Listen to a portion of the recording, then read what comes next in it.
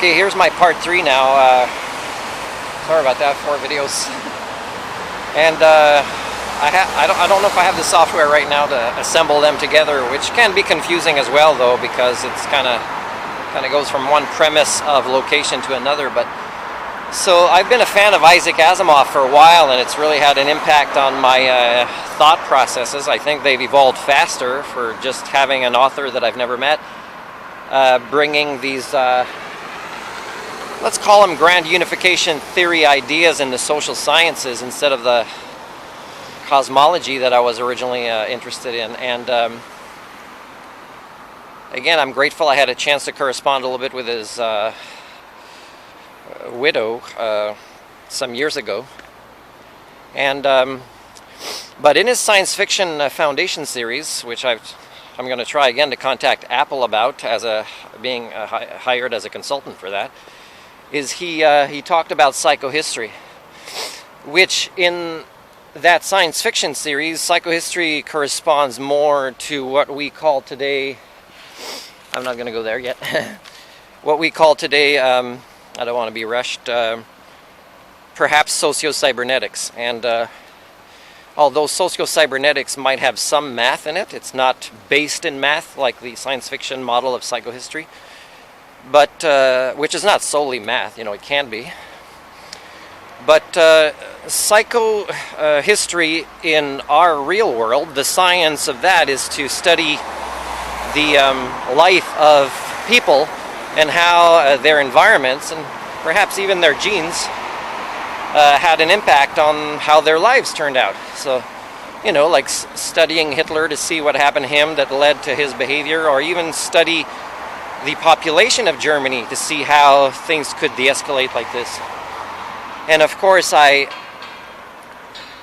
familiar with that kind of psychology. I retired my Doctor of Humanics persona, but I still have all the skills I can use. So I can guess, that Einstein, Stephen Hawking, Darwin, they've most likely not given us the best science they could have, because they didn't do their own psychohistorical work. They didn't have all types of intelligence to grow to their maximum contributions. Now, if they did their psychohistorical work, then their minds would operate better in a way that what they wanted to focus their energies on in explaining, like their sciences, would have been even more phenomenal. So that's what I'm talking about when I use the terms people not doing their own psychohistorical work. And when I talk about that in our species, or the Homo communia's case, is I'm talking about how they don't address their true origins. And of course they never would have with the dominant religious paradigms or all the arguing happening in the sciences. And a lot of that is related to elitism that is born from, from the monetary paradigm and power over somebody else. And it's all part of, kind of human trafficking, like Canada wants to do with their latest decisions on how to recruit immigrants and stuff. So it's all about that. It's all about the monetary paradigm and the mental illness of nationalism or patriotism, or the offset of that gets even more extreme, which I forget how to pronounce right now. And it's all a type of mental illness born from the tribe versus tribe mentality that is at the root of our species' origin. And it might have been okay then, but we never outgrew this, so saying we're thousands of years old as a civilization and yet we act the same way, just in nicer clothes, it's so sad to see this.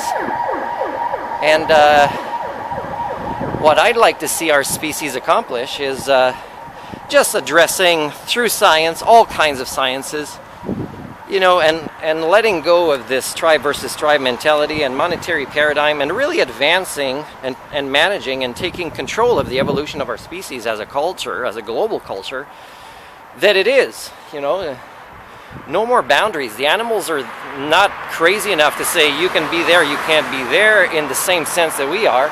And if they do it, it's really linked instinctively to this is my shelter, I worked hard on it, and my offspring is in there right now kind of stuff, or this is my source of food, and I've already had an argument with another one of mine who has his own source of food, and the ecosystem is really well balanced here, so please do not affect it. It's not for the same naturally occurring reasons that we do this tribe versus tribe mentality.